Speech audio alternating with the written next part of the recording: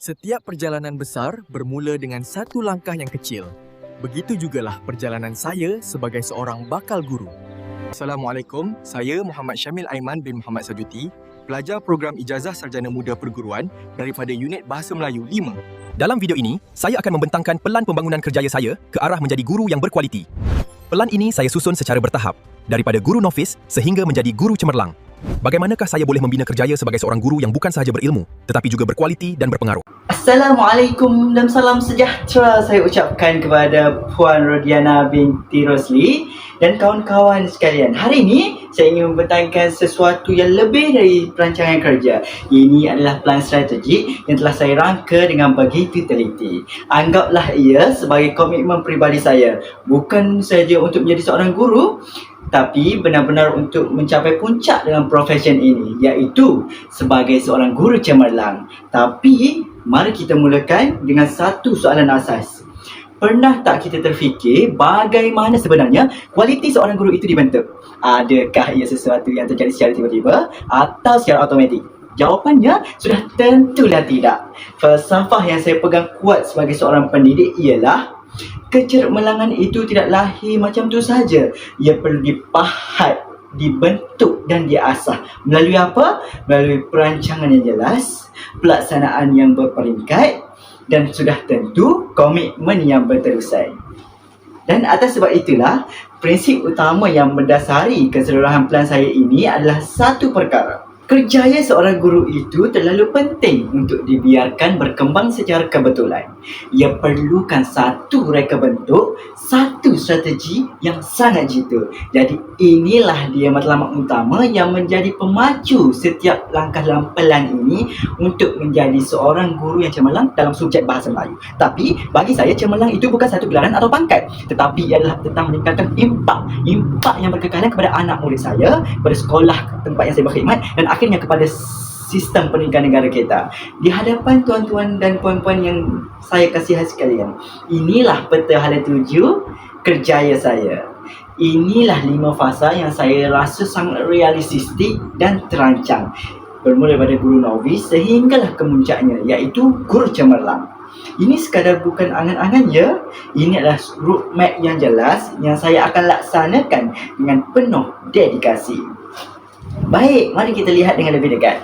Kita mulakan dengan fasa-fasa awal, iaitu membina asas profesionalisme yang begitu kukuh. Sebab apa? Sebab di sinilah perkara bermula. Dalam 2 tahun pertama, fokus utama saya adalah untuk membina kestabilan.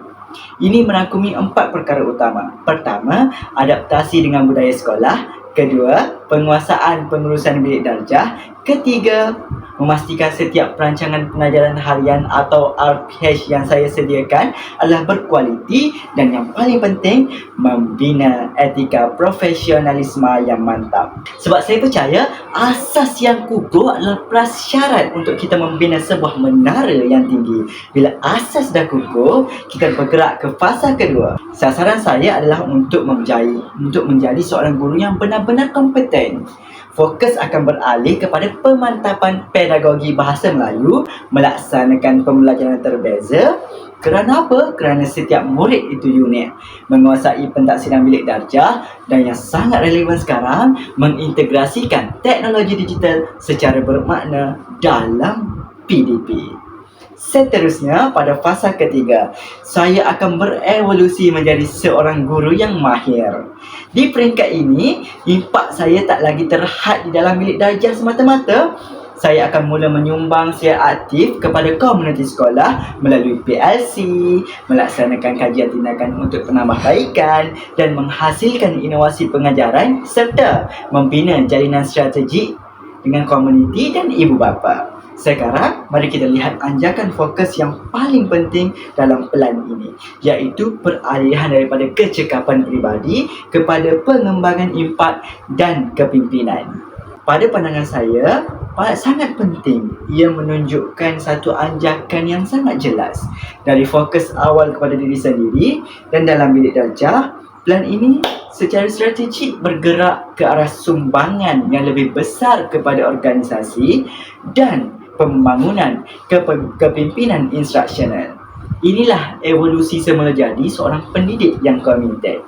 Dan di fasa keempat dan kelima inilah kepimpinan menjadi terasnya. Saya akan mula mengambil tanggungjawab yang lebih besar, menjadi guru rujukan dalam panitia, membimbing guru-guru baharu, membangun modul pengajaran untuk kegunaan sekolah dan mengetuai program-program akademik. Ini semua adalah batu loncatan terakhir sebelum mencapai status guru cemerlang.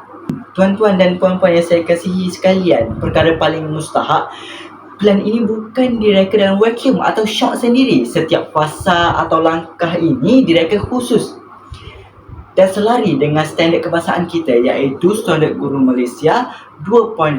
Seperti yang dipaparkan di sini, setiap fasa pembangunan saya dipetakan terus kepada domain-domain spesifik dalam SGM 2.0, iaitu bermula daripada fokus domain instructional dan etika, berkembang kepada orientasi ilmu dan pelibatan komuniti, dan akhirnya memuncak kepada domain kualiti peribadi dan kepimpinan. Ini adalah bukti nyata bahawa plan ini bukan plan strategik sahaja, tetapi diiktiraf secara profesional. Jadi secara ringkasnya, inilah intipati plan saya. Satu perjalanan kerjaya yang logik, realistik dan bertahap. Ini adalah satu pendakian yang terancang dari seorang guru novis menuju ke puncak kecemerlangan profesional. Sebagai penutup, plan yang saya bentangkan ini adalah komitmen saya, komitmen untuk menjadi seorang pendidik yang berilmu, beretika dan berkepimpinan. Misi saya amat jelas, untuk memberi impak yang transformatif kepada murid, sekolah dan masa depan pendidikan negara kita. Saya bukan sahaja bersedia, malah saya sangat teruja untuk memulakan perjalanan ini. Sekian, wabillahi taufiq wal hidayah. Assalamualaikum warahmatullahi wabarakatuh.